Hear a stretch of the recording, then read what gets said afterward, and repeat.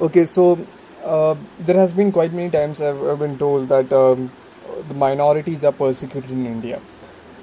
But as a minority myself, I don't think so that's the case because not all minorities are persecuted in India. There are basically two minorities who are persecuted in India, and an average Indian could easily name the two minorities who are persecuted in India.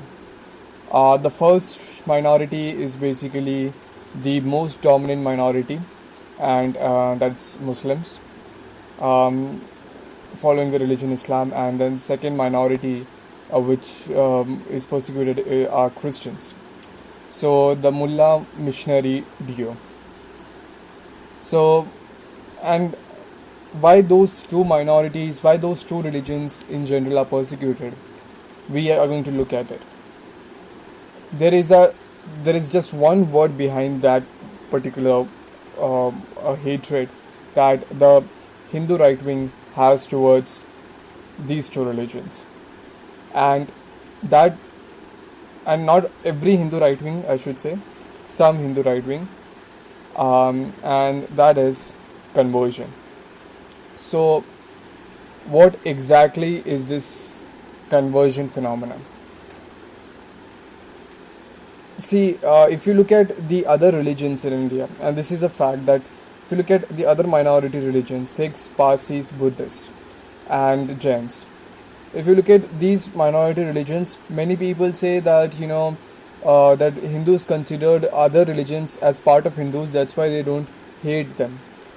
That's actually not the case because the religions, Jains, Sikhs, and Buddhists definitely do not consider themselves as Hindus, and they consider themselves as a separate religion. Secondly, we also see that Parsis are not anywhere, brought into the Hindu fold category. They are not even the Indian religion, so to speak, the Indian originating religion, so to speak. They have been from Iran. They are from Iran, and also the fact that there was a time when Buddhists and Hindus were also in conflict with each other, just like today's Muslims and Hindus, and Christians and Hindus. Jains and Hindus were also, in conflict with each other. So, what exactly is the scenario with of this conflict? See, unlike other religions, the Hindu religion doesn't basically prohibit a person, or the Hindu mentality in general doesn't prohibit a person to practice a faith the way he wants to. So he basically, you if a Muslim is there, and Muslims in generally are practicing the faith the way they are practicing it, and they are not spreading their faith to other person except their family. Most of the religions, most of the Hindu brothers and sisters would be fine with it because they are practicing their religion in their own family. And like even if they want to build their places of worship, they would be fine with it as long as it's only for the family members and distant family members, etc. So it's within the family members, and they are not basically going to a third person and preaching those aspects of religion and bringing them outside the Hindu fold into the Christian fold. And this is basically the reason why these two religions are specifically targeted, because as of today we see that these two religions are are said to be uh, the religions where this practice is carried out in a fervent manner. Now, I may say so that the the religions in there are so many reasons with regard to it. But first of all let me tell why is this so.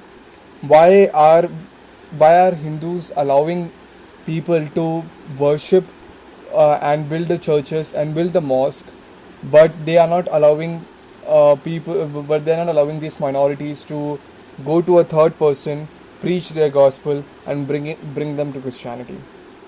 You see, this is the same reason why in many of the Islamic countries, there is this what to say, there is this punishment for death penalty for any person who is going from Islam to Christianity or Islam to Hinduism.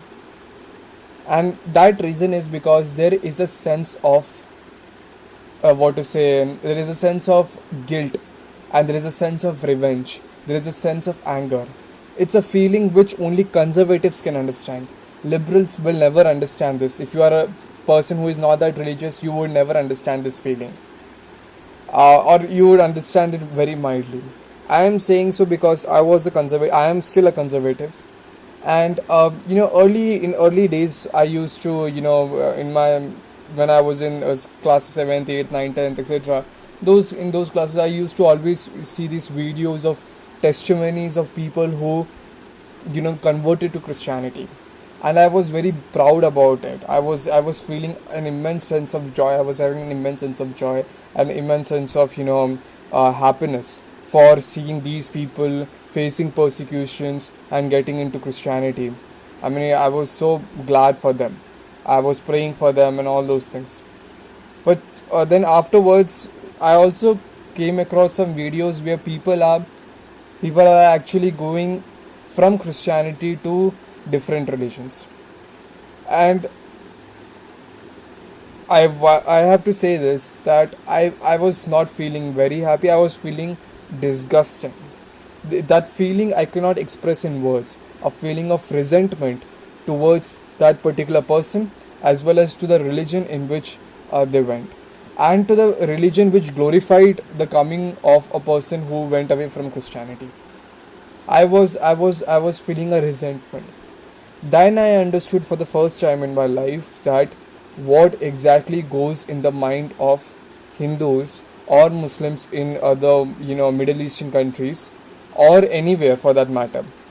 Be it be in be if it is happening to a Christian, then it is definitely going to happen to everyone, all religions, because no conservative person wants that his fellow beings, whom he consider as one amongst them, should go and mix with the outside flock. This is something, if tomorrow, if let's say a Muslim would have Muslim would give birth to a Muslim and practice Muslim faith, we won't have that much problem. Nobody would have that much problem. But if let's say a Muslim brings a Hindu child to a Muslim faith, that brings a lot of controversy, simply because you have a feeling of resentment. You have a feeling of your own people going to different religion. Uh, and that's the reason why these two religions, who in their scriptures have this tendency not to convert. Basically, conversion is something which people have their own choice, whether they convert or not. At least liberal interpretation of the scriptures of these two would tell you that this is not basically. So they would basically, what they have to say is that you have to go and preach your what you believe to the entire world. Whether they convert or not convert, that's their choice. Okay, and they have to face the consequences of their choice, but that's clearly their choice.